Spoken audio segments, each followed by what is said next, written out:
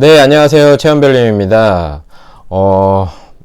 네, 부동산 투자의 목적이 무엇일까요?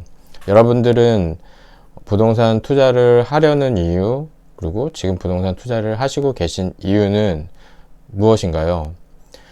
저는 경제적 자유를 얻으려고 부동산 투자를 하고 있습니다.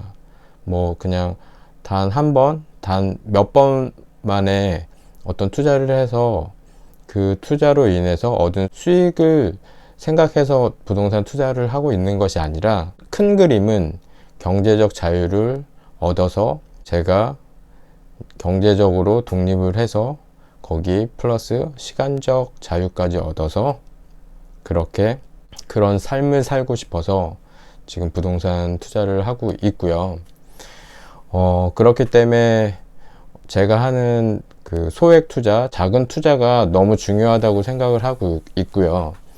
그 작은 투자를 하면서 얻는 경험들이 정말 무궁무진하다고 생각을 합니다. 그런 작은 투자에서 얻은 경험이 정말 큰 투자로 이어지는 게 정말 맞고요. 이런 경험이 없다면 큰 투자는 못할 거라고 생각을 하고 있거든요.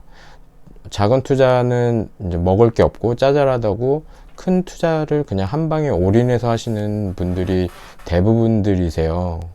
하지만 저처럼 어떤 부동산 투자를 한두 건으로 끝내는 게 아니라 경제적 자유를 목적으로 하고 있으시다면 작은 투자를 많이 하셔갖고 투자의 경험을 쌓는 것이 중요하다고 생각을 합니다. 이 투자의 경험은 어쨌든 비용이 들어가지만 시간이라는 게 많이 들어가잖아요. 경매 한 사이클을 하는데 걸리는 시간들이 있기 때문에 부동산 투자의 경험은 비용 플러스 시간입니다. 근데 비용은 돈이 있으면 누구든지 할 수 있지만 이 시간이 들어간 경험은 돈을 주고 절대 살 수가 없거든요. 그래서 이런 투자의 경험들을 많이 만들어 놓으셔야지 큰 투자를 할 수 있고요. 두려움도 컸고요. 공포도 있었고, 이제 밤새 생각을 하기도 했고, 과연 잘하는 것일까? 이런 고민도 하고, 그랬던 것 같아요. 왜냐하면 그 이유는 지금까지 해보지 않은 일을 하는 것이니까. 어느 누구나 내가 해보지 않은 일을 할 때는 걱정이 크고 두려움이 앞서고 뭔가 불안할 거예요. 어떤 사업을 한다든지, 그쵸? 제가 해보지 않은 일을 할 때는 당연히 두려움이 크죠. 그래서 집을 저도 맨 처음 부동산을 매입을 할 때는 걱정이 정말 많았고요. 두려움도 컸었고요. 불안했고요. 앞으로 더 떨어지면 어떡할까? 여기에 내 모든 거를 걸어도 될까? 이런 여러 가지 생각 때문에 머릿속이 엄청 복잡했던 기억이 납니다. 두 번째, 세 번째, 네 번째 계속 그런 경험들이 계속 차곡차곡 쌓이면서 어느 순간은 이제 물론 지금도 부동산을 매입할 때 고민이 없다면 그건 말이 안 되죠. 항상 생각을 하고 있지만 생각하는 시간이 짧아지고요. 그리고 이제 계속 그런 매입하는 경험들이 쌓이다 보니까 좀 쉬워졌어요. 수월해지고. 그래서 정말로 우리가 마트에 가서 이렇게 장을 보는 것처럼 그냥 되게 편하게 부동산 가서 집을 살 수 있는 좀 그런 상태가 되었고요.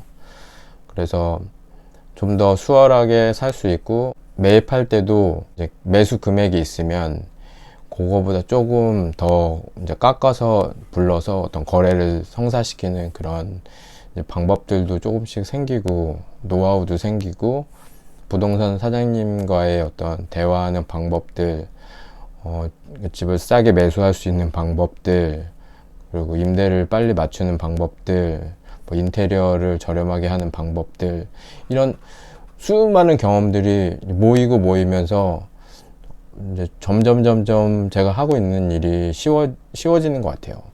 모든 직장인들도 마찬가지잖아요. 처음에 새 직장에 들어가면 낯설고 초조하고 일이 어렵지만 시간이 가면 갈수록 정말 편안하고 일도 쉬워지고 수월하고 어쩔 땐 그 일이 너무 진부한 일이 돼버려서 따분하고 이제 하기가 싫어질 때가 오죠. 그런 권태기도 오고 부동산도 분명히 네 하다 보면 이제 실증이 날 거고 재미가 없어질 거고 더 큰 부동산을 하고 싶어지고 점점 그렇게 하다 보면 이 작은 1억 이하의 빌라들 그리고 공시지가 1억 이하 아파트 이런 걸 하다 보면 점점 덩치가 큰 걸로 올라가게 될 거고요. 그러다 보면 이제 가장 이제 제가 하고 싶은 그런 이제 건물을 하는 거죠. 빌딩을. 그래서 저는 100억짜리 건물을 일단은 지금 목표로 하고 있는데 저는 할 수 있다고 생각을 하고요. 요즘 주거용은 너무 정부에서 못하게 하니까 지금 많이 주거용을 이제 더 이상 안 하시고 못하죠.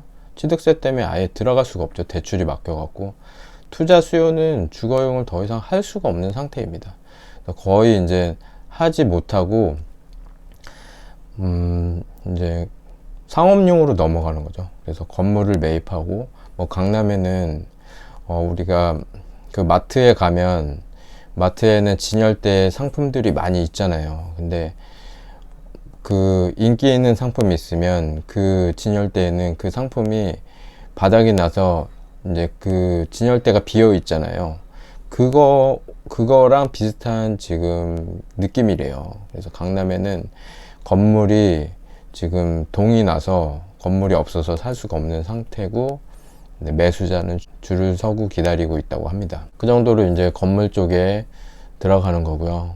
건물은 또 일단 대출이 잘 나오고요. 그리고 수익도 좋고요.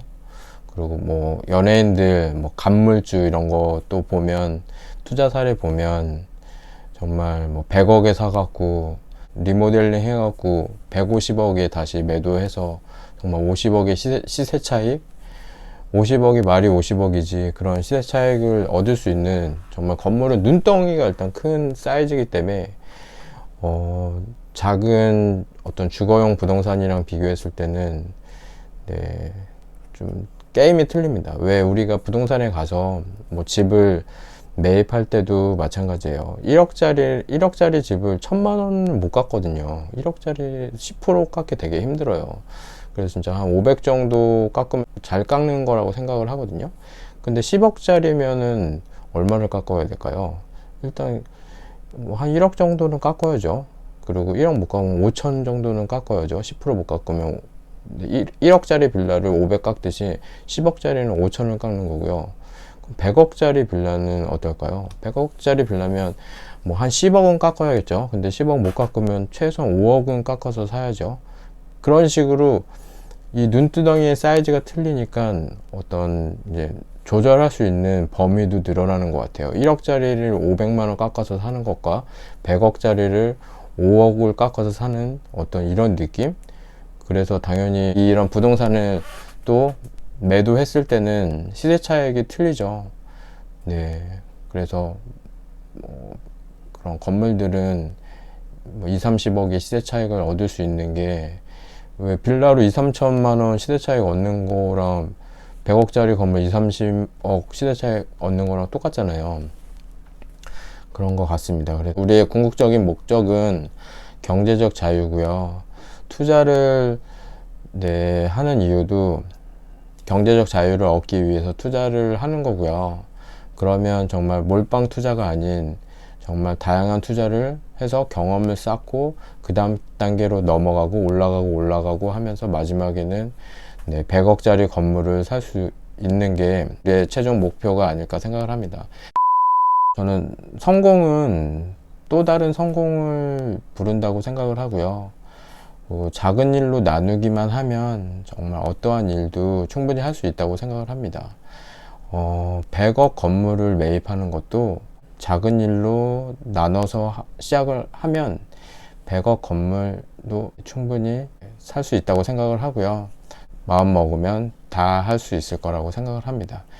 하지만 그 일을 할 수 있는 전제 조건은 다양한 경험들, 작은 투자를 소중히 생각하고 이런 투자의 어떤 경험들이 쌓이고 쌓여갖고 내공이 되어야지만 충분히 올라갈 수 있다고 생각을 합니다. 갑자기 내가 돈이 많아서 그렇게 할 수는 없다고 생각을 하거든요. 로또에 맞은 사람들은 그 돈을 관리하는 방법을 모르기 때문에 그 돈이 다 사라진다고 하잖아요. 그것처럼 어떤 경험을 쌓고 투자의 방법을 알고 그렇다면 그런 돈이 생겼을 때 그 돈을 잘 활용할 수 있는 능력이 생기는 거죠. 경험을 쌓는 게 너무 중요하기 때문에 그런 것도 좀 생각하시면서 다양하게 그렇게 투자를 하셨으면 좋겠습니다.